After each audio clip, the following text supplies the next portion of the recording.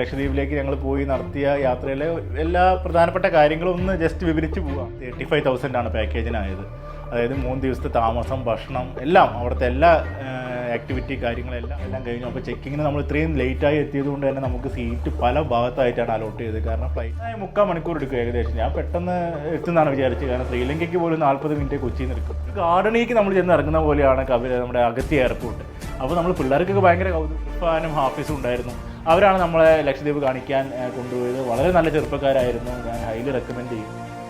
ചില പ്രധാനപ്പെട്ട സ്ഥലങ്ങളും കാര്യങ്ങളെല്ലാം, പിന്നെ ചില ബീച്ചുകൾ. ഇപ്പോൾ അവിടെ വെക്കേഷൻ സമയം ആയതുകൊണ്ട് തന്നെ, അതുപോലെ തന്നെ അന്താൻ ബീച്ചിൻ്റെ ഒരു പ്രത്യേകത എന്ന് പറഞ്ഞു കഴിഞ്ഞാൽ അവിടെ നല്ല ഒരു ബാലൻസ് കിട്ടി. പിന്നെ നമ്മൾ കണ്ട കാഴ്ചകളൊന്നും പറയാനില്ല. എത്ര മനോഹരമായൊരു അനുഭവം എൻ്റെ ജീവിതത്തിൽ എനിക്കായിരുന്നു. അതായത് 31-ാം തീയതി രാത്രിയാണെന്ന്. അപ്പോൾ 31-ാം തീയതി രാത്രി ആയതുകൊണ്ട് തന്നെ ഞങ്ങൾ അതിന് ശേഷം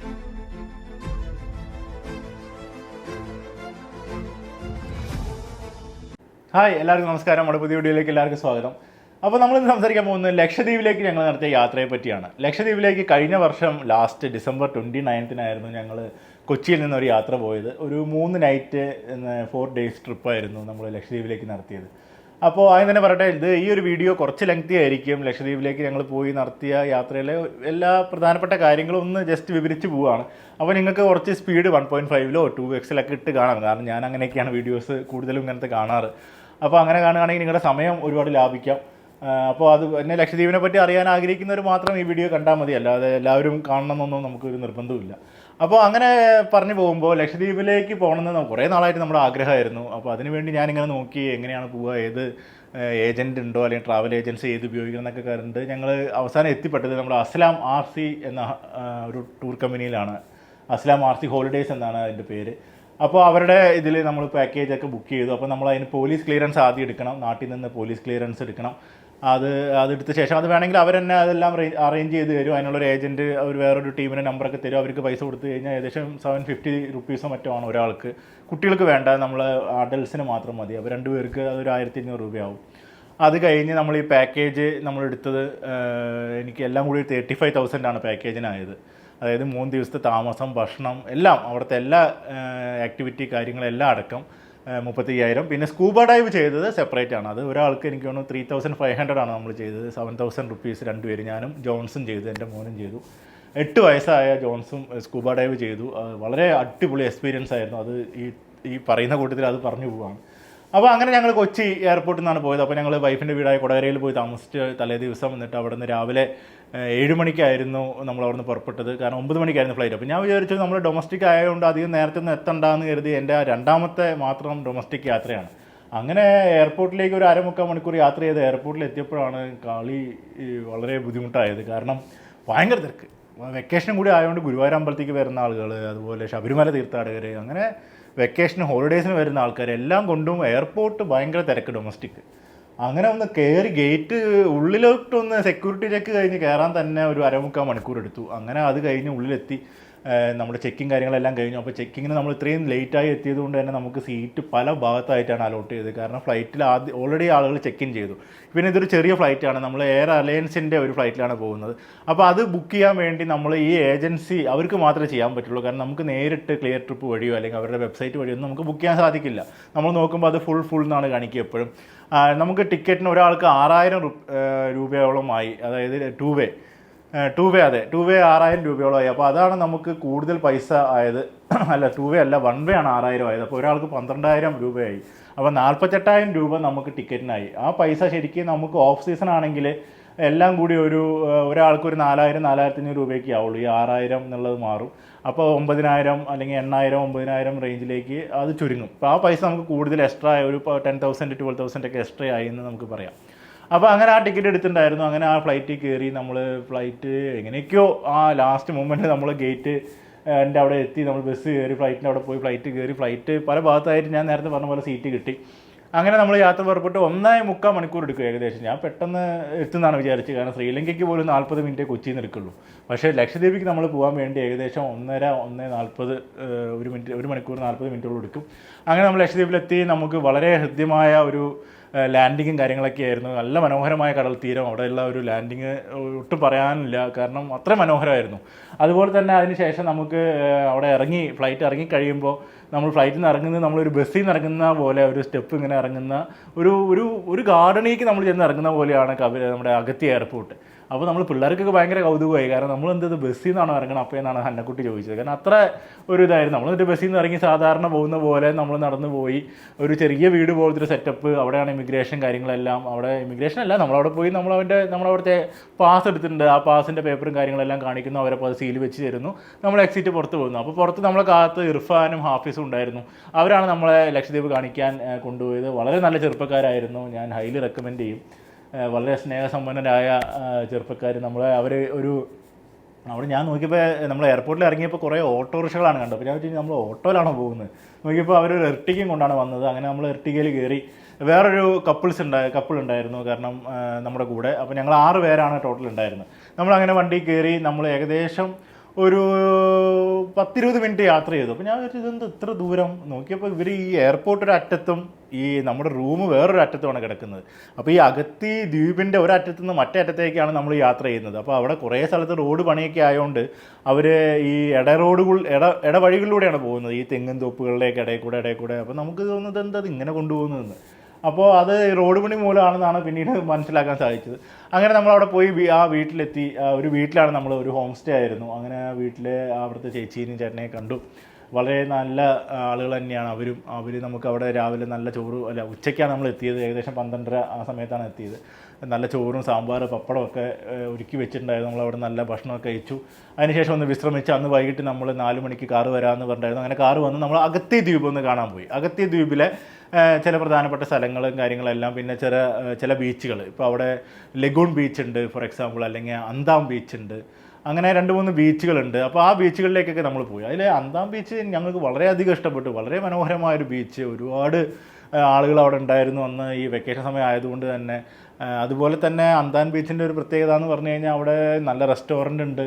അതുപോലെ കുട്ടികൾക്ക് കളിക്കാനുള്ള ഏരിയ നന്നായിട്ടുണ്ട്. ഒരുപാട് ഊഞ്ഞാലുകളുണ്ട്. എല്ലാവിടെയും സ്വിങ്സ്. ഒരുപാട് നമുക്ക് പല ഭാഗത്തു നിന്ന് നമുക്ക് ഊഞ്ഞാലാടാം, ഫോട്ടോ എടുക്കാം. അങ്ങനെ വളരെ ഫോട്ടോ ഫ്രണ്ട്ലി അല്ലെങ്കിൽ ഇൻസ്റ്റാഗ്രാം ഫ്രണ്ട്ലി ആയിട്ടുള്ള ഒരു സ്ഥലമായിരുന്നു അന്താം ബീച്ച്. അങ്ങനെ അവിടുത്തെ കുറേ നല്ല സമയം സ്പെൻഡ് ചെയ്ത ശേഷം നമ്മൾ അന്നത്തെ യാത്ര ഒഴിവാക്കി വീട്ടിലെത്തി.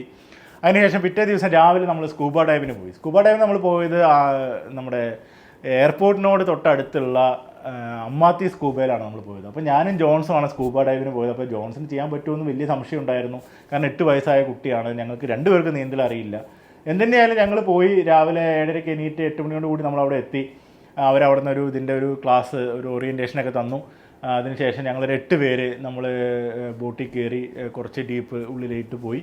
അങ്ങനെ അവിടെ നിന്ന് നമ്മൾ ആദ്യം ഇറങ്ങിയത് ജോൺസ് ആയിരുന്നു. അങ്ങനെ ജോൺസ് ആദ്യം ഇറങ്ങി. അപ്പോൾ നമുക്ക് പറഞ്ഞു തന്നിട്ടുണ്ടായിരുന്നു എങ്ങനെയാണ് നമ്മൾ ഇത് ചെയ്യേണ്ടത്. കാരണം സ്കൂബ ആണ്, മറ്റേ സ്നോർക്ലിംഗ് അല്ല. അപ്പോൾ സ്കൂബ ആകുമ്പോൾ നമ്മൾ സിലിണ്ടറൊക്കെ ഇട്ട് താഴെ പോവുകയാണല്ലോ. അപ്പോൾ അതിൻ്റെ കാര്യങ്ങളെല്ലാം പറഞ്ഞു തന്നിട്ടുണ്ടായിരുന്നു. അപ്പോൾ എന്ത് ധൈര്യത്തിലാണെന്ന് അറിയില്ല, ഞാൻ ജോൺസിനെ ആദ്യം വിട്ടു. അതിനുശേഷം ഞാൻ ഇറങ്ങിയ ശേഷം എനിക്ക് അപ്പോൾ ആദ്യം നല്ല ബുദ്ധിമുട്ടുണ്ടായിരുന്നു. കാരണം എനിക്ക് ആ ഒരു റിതം കിട്ടുന്നില്ല. താഴേക്ക് പോകുമ്പോൾ ശ്വാസം കിട്ടാത്തൊരവസ്ഥയൊക്കെ ഉണ്ടായിരുന്നു. അങ്ങനെ കുറച്ച് ഞാൻ ട്രൈ ചെയ്തു. ആ ചേട്ടൻ എന്നെ ഒരുപാട് സപ്പോർട്ട് ചെയ്തു. അങ്ങനെ ഞാൻ ഞാൻ പെട്ടെന്ന് ആലോചിച്ചു എനിക്കിത് പറ്റുന്നില്ല. അപ്പോൾ ഞാൻ ചോദിച്ചാൽ എൻ്റെ മോനെവിടെ? അപ്പോൾ ആൾ പറഞ്ഞു അവൻ പോയി, ഓൾറെഡി അവൻ താഴെ എത്തിക്കഴിഞ്ഞു. അപ്പോൾ പിന്നെ ഞാൻ ഒന്നും നോക്കിയില്ല. ഉള്ള ഓക്സിജനൊക്കെ വലിച്ചു കയറ്റി എങ്ങനെയൊക്കെയും ഞാനും താഴെ പോയി. പിന്നെ നമ്മൾ ഇതിലങ്ങ് സെറ്റായി. നമുക്ക് ആ ഒരു ബാലൻസ് കിട്ടി. പിന്നെ നമ്മൾ കണ്ട കാഴ്ചകളൊന്നും പറയാനില്ല. എത്ര മനോഹരമായൊരു അനുഭവം എൻ്റെ ജീവിതത്തിൽ ഉണ്ടായിട്ടില്ല എന്ന് തന്നെ പറയാം. കാരണം നമ്മൾ കാണുന്ന ഒരു ഇതൊന്നും അല്ലല്ലോ, നമ്മൾ കാണുന്ന കാഴ്ചകളോ ഒന്നുമല്ല. ഇത് വളരെ വ്യത്യസ്തമായ ഒരു അനുഭവം, അല്ലെങ്കിൽ വ്യത്യസ്തമായ കാഴ്ചകൾ തന്നെയായിരുന്നു. ആ ഒരു മായാലോകം കണ്ടത് ഭയങ്കര ഹൃദ്യമായൊരു അനുഭവമായിട്ട് ഞാൻ ഈ യാത്രയിലെ ഏറ്റവും മനോഹരമായ കാര്യമായിട്ട് ഞാൻ കരുതുകയാണ്. എന്നിട്ട് ഞാൻ ജോൺസിനെ കണ്ടു. ജോൺസ് അപ്പോൾ ഇത് നമ്മളൊന്നും മൈൻഡ് ചെയ്യുന്നില്ല. അവനവിടെ സുഖമായിട്ട് ഇതൊക്കെ കണ്ട് ഈ മീനിൻ്റെ കാര്യങ്ങളൊക്കെ കണ്ട് പവിഴപ്പുറ്റികളൊക്കെ കണ്ട് ഇങ്ങനെ നടക്കുകയാണ്. അപ്പോൾ പവിഴപ്പുറ്റികളുടെ നാടാണ് ലക്ഷദ്വീപ് എന്ന് നമ്മൾ പണ്ട് പഠിച്ചത്. അന്വർത്ഥമാക്കുന്ന കാഴ്ചകളാണ് നമുക്ക് താഴെ പോയപ്പോൾ ഈ സ്കൂബ ഡൈവിൽ കാണാൻ സാധിച്ചത്. അതിനുശേഷം നമ്മൾ എത്തി.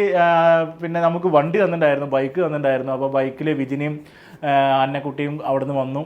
അങ്ങനെ ഞാനും ജോൺസും കൂടി പോയി. അങ്ങനെ ഞങ്ങൾ വേറൊരു ബീച്ചിൽ ഞങ്ങളെ കൊണ്ടുപോയി. എന്നിട്ട് ആ ബീച്ചിലായിരുന്നു നമുക്ക് കയാക്കിംഗ് ഉണ്ടായിരുന്നു. അവിടെ കുറേ ആക്ടിവിറ്റീസ്, കളിക്കാനുള്ള സ്ഥലങ്ങളൊക്കെ ഉണ്ടായിരുന്നു. അങ്ങനെ അവിടെ കുറേ സമയം സ്പെൻഡ് ചെയ്തു.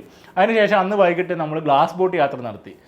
തൊട്ടടുത്തുള്ള കൽപ്പറ്റി ദ്വീപിലേക്ക് നമ്മൾ ഗ്ലാസ് ബോട്ട് ഒരു യാത്ര. ആ ഗ്ലാസ് ബോട്ട് യാത്രയിലും ഇതേപോലെ നമ്മൾ സ്കൂബ ചെയ്യുന്നില്ലെങ്കിലും ആ കാഴ്ചകൾ തന്നെയാണ് നമ്മൾ ഈ ഗ്ലാസ്സിൽ കാണുന്നത്. അത് ഭയങ്കര അനുഭവമായിരുന്നു. അപ്പോൾ വിജിനിക്കും ഉണ്ണിക്കൊക്കെ ഈ ഒരു യാത്ര ചെയ്യാൻ പറ്റാത്തതിൻ്റെ ഒരു സങ്കടം അതിൽ മാറിക്കിട്ടി. അവർക്ക് നന്നായി അത് എൻജോയ് ചെയ്യാൻ പറ്റി. നമുക്ക് തൊട്ടടുത്ത് അവർ ബിസ്ക്കറ്റും കാര്യങ്ങളൊക്കെ തരും. ആ ചേട്ടന്മാരും ഭയങ്കര സപ്പോർട്ടീവായിരുന്നു.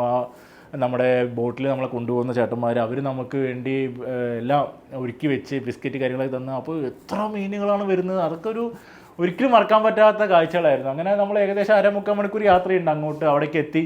അങ്ങനെ കൽപ്പറ്റ ദ്വീപിൽ ഇറങ്ങി അവിടുത്തെ കാഴ്ചകളൊക്കെ കണ്ടു. അതൊരു ഒറ്റപ്പെട്ട ദ്വീപ്, അവിടെ പ്രത്യേകിച്ച് ഒന്നുമില്ല, മനുഷ്യവാസം ഇല്ലാത്ത ദ്വീപാണെന്ന് നമുക്കറിയാം. അങ്ങനെ അവിടെ നിന്ന് കുറേ സമയം അവിടെ സ്പെൻഡ് ചെയ്ത ശേഷം ഞങ്ങൾ തിരിച്ചു വന്നു. അപ്പോൾ ഇനി ഒരുവിധം ഇരുട്ടായി. അപ്പോൾ ഞങ്ങൾ തിരിച്ചു വന്ന ശേഷം ഞങ്ങൾ തൊട്ടടുത്തുള്ള ലഗൂൺ ബീച്ചിലേക്ക് ഞങ്ങൾ വൈകുന്നേരം പോയി. അവിടെ കുറേ നേരമൊക്കെ ഇരുന്ന് വൈകിട്ട് തിരിച്ച് റൂമിലേക്ക് വന്ന് ഭക്ഷണം കഴിച്ചു. അതിനുശേഷം നമ്മുടെ മൂന്നാമത്തെ ദിവസം നമ്മൾ നേരെ ഒരു വലിയ യാത്രയ്ക്ക് പോവുകയാണ്. അതായത് തിന്നക്കര ദ്വീപ് കാണാൻ പോവുകയാണ് നമ്മൾ. തിന്നക്കരയും പിന്നെ നമ്മുടെ ഏറ്റവും പ്രസിദ്ധമായ, നമ്മുടെ ലക്ഷദ്വീപിലെ ഏറ്റവും പ്രസിദ്ധമായ ദ്വീപായ ബംഗാരം ദ്വീപിലേക്ക് നമ്മൾ പോവുകയാണ് അന്നത്തെ ദിവസം. അപ്പോൾ അതൊരു വലിയ യാത്രയായിരുന്നു. ഏകദേശം 1.5 മണിക്കൂർ നീണ്ട ഒരു ഓപ്പൺ ബോട്ട്, ശരിക്കും ഒരു ഫിഷിംഗ് ബോട്ട് തന്നെ പറയാം, ആ രീതിയിലുള്ള ഒരു ബോട്ട്. അതിൽ ഞങ്ങളും ഉണ്ടായിരുന്നു, ഞങ്ങളൊരു തമിഴ് ഫാമിലി ഉണ്ടായിരുന്നു. അപ്പോൾ ഞങ്ങൾ ആ തമിഴ് ഫാമിലി എടുക്കാൻ പോയി. അവർ തൊട്ടടുത്തുള്ള ഒരു ബീച്ചിനോട് ചേർന്നിട്ടുള്ള ഒരു കോട്ടേജുകളിലാണ് താമസിച്ചിരുന്നത്. അത് കുറച്ചും കൂടി ഇതായിട്ട് തോന്നി എനിക്ക്. കാരണം നമുക്ക് അങ്ങനെ താമസിക്കാൻ ആഗ്രഹമുള്ളവർക്കാണെങ്കിൽ അങ്ങനത്തെ കോട്ടേജുകൾ അവിടെ അവൈലബിൾ ആണ്. അതിന് കുറച്ച് പൈസ കൂടുതലാണ്. എനിക്ക് തോന്നുന്നു അതിന് ഏകദേശം 4000 രൂപ മറ്റാണ് ഒരു ദിവസത്തെ റെൻറ്റ്. അപ്പോൾ അത് പക്ഷേ അങ്ങനെ താമസിക്കാൻ ആഗ്രഹമുള്ളവർക്ക് വളരെ നല്ലൊരു സ്ഥലമാണ് അത്. ആ കോട്ടേജിൽ താമസിക്കാം. അതൊക്കെ ഇവർ എങ്ങനെയാണ് നമ്മുടെ ഇഷ്ടത്തിനനുസരിച്ച് ഇവരത് നമുക്ക് പ്ലാൻ ചെയ്ത് തരുന്നതായിരിക്കും. അപ്പോൾ അവിടെ നിന്ന് അവരെ എടുത്ത് ഞങ്ങൾ ഈ യാത്ര പുറപ്പെട്ടു. അത് ഭയങ്കര എക്സൈറ്റിംഗ് ആയ യാത്ര തന്നെയായിരുന്നു ബംഗാരം ദ്വീപിലേക്കുള്ളത്. അങ്ങനെ ഒരു 1.5 മണിക്കൂർ യാത്ര ചെയ്ത് നമ്മൾ ബംഗാരം ദ്വീപിലെത്തി. അവിടെ ആ യാത്രയിലാണ് നമ്മൾ ഫിഷിങ് ചെയ്തതും അല്ലെങ്കിൽ സ്നോർക്ലിങ് ചെയ്തതെല്ലാം അതിന് ശേഷമായിരുന്നു. അങ്ങനെ ബംഗാരം ദ്വീപിൽ ഇറങ്ങി. ബംഗാരം ദ്വീപിലെത്തിയപ്പോഴാണ് കാര്യങ്ങൾ മനസ്സിലായത്. അതായത് ബംഗാരം ദ്വീപ് ശരിക്കും ഇപ്പോൾ കേന്ദ്ര ഗവൺമെൻറ് വളരെയധികം കൺട്രോൾ ചെയ്തുകൊണ്ടിരിക്കുന്ന, അല്ലെങ്കിൽ കൺട്രോളിലാണ് ആ സ്ഥലം നിൽക്കുന്നത്. അവിടെ ഒരുപാട് റിസോർട്ടുകൾ പണിയാണ്. അപ്പോൾ ഇനി ഭാവിയിൽ മാൽദ്വീപ്സിന് വെല്ലുവിളിയാവുന്ന രീതിയിൽ ബംഗാരം ദ്വീപ് വരുന്നുള്ള കാര്യത്തിൽ ഒട്ടും സംശയമില്ല. മാൽദ്വീപ്സിനേക്കാൾ ഒരു പടി മുന്നിലായിരിക്കും ബംഗാരം ദ്വീപിൻ്റെ സംവിധാനങ്ങൾ വന്നു കഴിഞ്ഞാലെന്നാണ് എനിക്ക് തോന്നുന്നത് വ്യക്തിപരമായിട്ട്. കാരണം അത്രയ്ക്ക് മനോഹരമായൊരു സ്ഥലമാണ് ബംഗാരം ദ്വീപ്. അതിൻ്റെ തൊട്ടടുത്താണ് വളരെ പ്രസിദ്ധമായ സാൻഡ് ബാഗ് ഒക്കെ ഉള്ളത്. അങ്ങനെ ഞങ്ങൾ ബംഗാരം ദ്വീപിൽ ഇറങ്ങി. അപ്പോൾ അവിടെ പോലീസ് വന്ന് അവിടെ ഇപ്പോൾ ആരെയും സഞ്ചാരികളെ കൊണ്ടുപോകാൻ പാടില്ല എന്ന് റെസ്ട്രിക്ഷനൊക്കെ ഉള്ള സമയമാണ്. കാരണം അവിടെ പണികൾ നടക്കുകയാണ്. അപ്പോൾ പോലീസുമായിട്ട് പിന്നെ കുറച്ച് വർത്തമാനം കാര്യങ്ങളൊക്കെ ഉണ്ടായി അവിടെ വെച്ചിട്ട്. എന്നാലും നമ്മൾ കുറച്ച് കാഴ്ചകളൊക്കെ അവിടുത്തെ കണ്ടു. അതിനുശേഷം വന്ന് സാൻഡ് ബാഗിൽ വന്നു. അങ്ങനെ സാൻഡ് ബാഗിൽ കുട്ടികൾ കുറേ നേരം കളിച്ചു. നല്ല വെയിലത്താണ് നമ്മൾ സാൻഡ് ബാഗിൽ എത്തിയത്. ശരിക്കും ഉച്ചയ്ക്ക് ഒരു 2-2:30 നേരത്താണ് എത്തിയത്. അങ്ങനെ സാൻഡ് ബാഗിൽ കുറേ നേരം കളിച്ച് അവിടെ നിന്ന് തിരിച്ച് വന്നു. പിന്നെ നമ്മൾ സ്നോർക്ലിങ് ചെയ്തു. അപ്പോൾ സ്നോർക്ലിങ് ചെയ്യാൻ വേണ്ടിയിട്ട് സ്കൂബ ചെയ്യാത്ത ആളുകൾക്കൊക്കെ സ്നോർക്ലിങ് ചെയ്യാനുള്ള ഒരു വലിയ ഉത്സാഹം ഉണ്ടായിരുന്നു. അപ്പോൾ നമ്മുടെ കൂടെയുള്ള ഫാമിലി, തമിഴ് ഫാമിലി, അവർ ആ കുട്ടികളൊക്കെ ഇങ്ങനെ വെള്ളത്തിൽ ഇറങ്ങി കളിക്കുക. അപ്പോൾ അവർക്ക് എല്ലാവർക്കും നീന്തൽ അറിയാം കുട്ടികൾക്ക്. എന്നാൽ മാതാപിതാക്കൾക്കൊന്നും നീന്തൽ അറിയില്ല, നമ്മളെ പോലെ തന്നെയാണ്. അവരൊക്കെ ഇങ്ങനെ പകച്ച് നിൽക്കുക, ഇറങ്ങുമ്പോൾ ശ്വാസം കിട്ടാതെ തിരിച്ചു വരിക. എന്നാൽ കുട്ടികൾ ഒരു സ്നോർക്ലിങ്ങിൻ്റെ സംഭവം ഒന്നുമില്ലാതെ വളരെ കൂളായിട്ട് വെള്ളത്തിൽ കിടന്ന് കളിക്കുന്ന കാഴ്ചയാണ് കണ്ടത്. അപ്പോൾ എനിക്ക് തോന്നി എത്രമാത്രം ഇമ്പോർട്ടൻ്റ് ആണ് നമ്മുടെ കുട്ടികളെ നീന്തൽ പഠിപ്പിക്കേണ്ടതെന്ന്. കാരണം എൻ്റെ ജോൺസിനോ ആയാലും ഉണ്ണിക്കും അറിയില്ല. അവരെ നീന്തൽ പഠിപ്പിക്കണം, ഈ ഒരു വെക്കേഷന് പഠിപ്പിക്കണമെന്നായിരുന്നു എൻ്റെ ആഗ്രഹം. എന്തായാലും ഉടനെ നമ്മളത് നീന്തൽ പഠിപ്പിക്കും. കാരണം അത് വളരെ അത്യാവശ്യമായ കാര്യമാണ് ഇന്നത്തെ കാലത്ത്. നമുക്കോ ചെയ്യാൻ പറ്റിയില്ല, നമ്മുടെ പിള്ളേരെങ്കിലും അത് ചെയ്യണം. അപ്പോൾ അങ്ങനെ അത് കഴിഞ്ഞു. അതിനുശേഷം ഞങ്ങളെല്ലാവരും ഭക്ഷണം കഴിച്ചു. ഭക്ഷണം നമ്മൾ പാക്ക് ചെയ്ത് കൊണ്ടുവന്നിട്ടുണ്ടായിരുന്നു. അപ്പോൾ നമ്മളെല്ലാവരും കൂടി അവിടെ ഇരുന്ന് നമ്മൾ പരസ്പരം ഷെയർ ചെയ്ത് ഭക്ഷണം കഴിച്ചു. അങ്ങനെ തിരിച്ച് നമ്മൾ വീട്ടിലേക്ക് വന്നു. അപ്പോൾ അന്ന് ന്യൂ ഇയർ നൈറ്റ് ആയിരുന്നു, അതായത് 31-ാം തീയതി രാത്രിയാണ് അന്ന്. അപ്പോൾ 31-ാം തീയതി രാത്രി ആയതുകൊണ്ട് തന്നെ ഞങ്ങൾ അതിന് ശേഷം നേരെ വീണ്ടും തൊട്ടടുത്തുള്ള ലഗൂൺ ബീച്ചിൽ പോയി. അവിടെ കുറേ നേരം സമയം സ്പെൻഡ് ചെയ്തു. അവിടെ ഒരു പഴയ മനുഷ്യൻ്റെ രൂപമൊക്കെ ഉണ്ടാക്കി വെച്ചിട്ടുണ്ടായിരുന്നു. അങ്ങനെ അതൊന്നും ഇതാക്കാൻ നിന്നില്ല. അവരെന്തോ 12 മണിക്ക് അത് പൊട്ടിക്കുന്ന എന്തോ പരിപാടിയൊക്കെ ഉണ്ട്, പാപ്പ പൊട്ടിക്കുന്ന പോലെ നമ്മുടെ കൊച്ചിയിൽ. അതിനൊന്നും നമ്മൾ കാണാൻ നിന്നില്ല. നമ്മൾ അവിടെ നിന്ന് കുറച്ച് നേരം സമയമൊക്കെ സ്പെൻഡ് ചെയ്ത് നമ്മൾ തിരിച്ച് നമ്മുടെ റൂമിലേക്ക് വന്നു. പിറ്റേ ദിവസം രാവിലെ നമ്മളൊരു ഓട്ടോറിക്ഷ നമുക്ക് പറഞ്ഞിട്ടുണ്ടായിരുന്നു. അങ്ങനെ ആ ഓട്ടോറിക്ഷയിൽ കയറി നമ്മൾ നേരെ വീണ്ടും നമ്മുടെ എയർപോർട്ടിലെത്തി. അപ്പോൾ ആ പോകുന്ന വഴിയിൽ നമ്മൾ ഹാഫിസിനോടും ഇർഷാദിനോടൊക്കെ വിട പറഞ്ഞു. അങ്ങനെ എയർപോർട്ടിലെത്തി നമ്മൾ ചെക്ക് ഇൻ കാര്യങ്ങളൊന്നും ചെയ്യാനൊന്നും പ്രത്യേകിച്ചൊന്നുമില്ല. നമ്മൾ ഈ ഔട്ട് പാസ് കാണിക്കുന്നു, അവരപ്പോൾ നമ്മൾ ഔട്ടായി എന്നുള്ളതിൻ്റെ കാര്യങ്ങൾ നോട്ട് ചെയ്യുന്നു. നമ്മളവിടെ ഒരു ചെറിയ ബസ് സ്റ്റോപ്പ് അല്ലെങ്കിൽ ഒരു ബസ് സ്റ്റേഷൻ എന്നുള്ളതേ ഉള്ളൂ, ഒരു വലിയ ഒരു ഇതൊന്നുമില്ല, ചെറിയൊരു സ്ഥലം. അവനെ അവിടെ നിന്നു, അവിടെ ഇരുന്നു. നമ്മുടെ സമയമായപ്പോൾ അവർ ബോർഡിങ്ങിനെ വിളിച്ചു, നമ്മൾ ബോർഡിങ് കയറാൻ, നമ്മൾ മെല്ലെ നടന്ന് പോവുക. അപ്പോൾ നമുക്ക് കാണാം നമ്മുടെ ഫ്ലൈറ്റ് അവിടെ കിടക്കുന്നുണ്ട്. വളരെ മനോഹരമായ എയർപോർട്ട്, ഒരു ഗാർഡൻ പോലെ ഒരു എയർപോർട്ട്. അപ്പോൾ നമ്മുടെ ഫ്ലൈറ്റ് അവിടെ വളരെ മനോഹരമായ ഒരു ചോപ്പ് ഫ്ലൈറ്റ് ഇങ്ങനെ അവിടെ കിടക്കുന്നത് കാണാം. നമ്മൾ തൊട്ടടുത്ത് പോയി നിന്ന് കുറേ ഫോട്ടോ ഒക്കെ എടുത്ത് ഫ്ലൈറ്റൊക്കെ ചുറ്റും നടന്ന് കണ്ട് നമ്മൾ മെല്ലെ സ്റ്റെപ്പൊക്കെ കയറി. നമ്മളപ്പോൾ നേരത്തെ ചെക്ക് ഇൻ ചെയ്തുകൊണ്ട് നമുക്ക് ഒരുമിച്ച് സീറ്റൊക്കെ കിട്ടി. അങ്ങനെ നമ്മൾ ഒരുമിച്ച് ഇരുന്ന് യാത്ര ചെയ്ത് രണ്ടുപേരെ സീറ്റാണ്, വലിയ ഫ്ലൈറ്റ് അല്ല, അത് ചെറിയൊരു ഫ്ലൈറ്റാണ്. അങ്ങനെ യാത്ര ചെയ്ത് ദ്വീപ്, നമുക്ക് തിരിച്ചു വരുമ്പോൾ നമുക്ക് കുറേ ദ്വീപുകൾ കാണാം. നമുക്ക് കവരത്തി ദ്വീപ് കാണാം, അഗത്തി ദ്വീപ്, നമ്മൾ അഗത്തി ദ്വീപിൽ നിന്നാണ് വരുന്നത്. കവരത്തി കാണാം, കൽപ്പറ്റി കാണാം, അങ്ങനെ പല ദ്വീപുകൾ കാണാം. അങ്ങനെ ആ ദ്വീപുകളൊക്കെ കണ്ട് നമ്മൾ കൊച്ചി എയർപോർട്ടിൽ വന്ന് ഇറങ്ങുകയാണ് രാവിലെ ഒരു 11:30 അങ്ങനെ നമ്മുടെ ആ ലക്ഷദ്വീപ് യാത്ര അവസാനിച്ചു. വളരെ മനോഹരമായ യാത്ര തന്നെയായിരുന്നു ലക്ഷദ്വീപ് യാത്ര. നമുക്ക് ഇങ്ങനെ ഇനി ഷിപ്പിൽ പോകാനുള്ളവർക്ക് ഷിപ്പിലും പോകാം, പക്ഷേ ഫ്ലൈറ്റിൽ പോകുന്നതാണ് കംഫർട്ട്. പെട്ടെന്ന് നമുക്ക് പോയി നമുക്കിത് ചെയ്ത് വരാൻ സാധിക്കും. അപ്പോൾ ഗോവയിൽ പോകുന്നതിനേക്കാൾ എനിക്ക് തോന്നുന്നത് ഗോവയിൽ പോകുകയാണെങ്കിൽ ഇത്രയും എക്സ്പെൻസീവ് ആയിരിക്കില്ല. പക്ഷേ ഗോവയിലെ വൈബ് വേറെയാണ്, ലക്ഷദ്വീപിൽ ഇത് വേറെയാണ്. ലക്ഷദ്വീപ് എന്ന് പറഞ്ഞാൽ നമ്മൾ വെറുതെ നമ്മൾ ഫാമിലി ആയിട്ട് നന്നായി റിലാക്സ് ചെയ്യാൻ ഒരു ബീച്ച് സെറ്റപ്പിലേക്ക് പോകുന്ന ഒരു ഫീലാണത്. പിന്നെ ഏറ്റവും നല്ലത് ഈ വാട്ടർ ആക്ടിവിറ്റീസ് അവിടെ ഒരുപാടുണ്ട്. വാട്ടർ ആക്ടിവിറ്റീസൊക്കെ ചെയ്യാം, സ്കൂബ ഡൈവ് ചെയ്യാം. അങ്ങനെ വളരെ മനോഹരമായ സ്കൂബ ഡൈവ് ചെയ്യാം. എനിക്ക് തോന്നുന്നു ഗോവയിൽ ഇത്ര നല്ല സ്കൂബ ഡൈവ് നമുക്ക് ചെയ്യാൻ പറ്റില്ല. അപ്പോൾ അങ്ങനെയാണ് ലക്ഷദ്വീപ് യാത്ര. അപ്പോൾ എന്തെങ്കിലും കാര്യങ്ങൾ നിങ്ങൾക്ക് ഉണ്ടെങ്കിൽ നിങ്ങൾക്ക് RC ഹോളിഡേയ്സ് വരെ കോൺടാക്ട് ചെയ്യാം, അല്ലെങ്കിൽ നമ്മുടെ ഇർഫാനോ ആഫീസിനെയോ കോൺടാക്ട് ചെയ്യാം. അവരെല്ലാം മനോഹരമായിട്ട് ചെയ്തു തരും. ലക്ഷദ്വീപ് നമ്മൾ തീർച്ചയായിട്ടും കാണേണ്ട സ്ഥലമാണ്. നിങ്ങളെല്ലാവരും തീർച്ചയായിട്ടും പോകുമെന്ന് എനിക്ക് ഉറപ്പുണ്ട്. കാരണം ഭാവിയിലെ ലക്ഷദ്വീപ് മാൽദീവ്സിനെ വെല്ലുന്ന രീതിയിൽ വളരും എന്ന കാര്യത്തിൽ എനിക്ക് ഒട്ടും സംശയമില്ല. അപ്പോൾ മറ്റൊരു വീഡിയോ ആയിട്ട് പിന്നീട് കാണാം. നമസ്കാരം.